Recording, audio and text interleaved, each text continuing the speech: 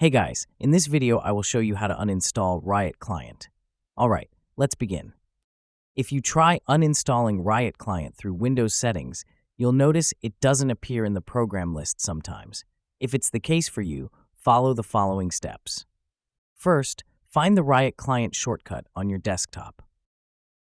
Right-click on it, then click Open File Location.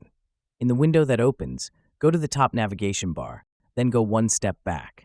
Right-click the entire Riot Games folder and either click the bin icon or select Delete from the options. Next, open the Run window. You can do this by pressing the Windows key and the R key together or by searching Run in the Start menu. In the Run box, type App Data and press OK. In the App Data folder, click on Local, scroll down to find the Riot Games folder, and delete it. Check the contents if needed, but make sure to remove the entire folder. Now go to your Start menu again and search for Riot. If it still appears, right-click on it and choose Open File Location.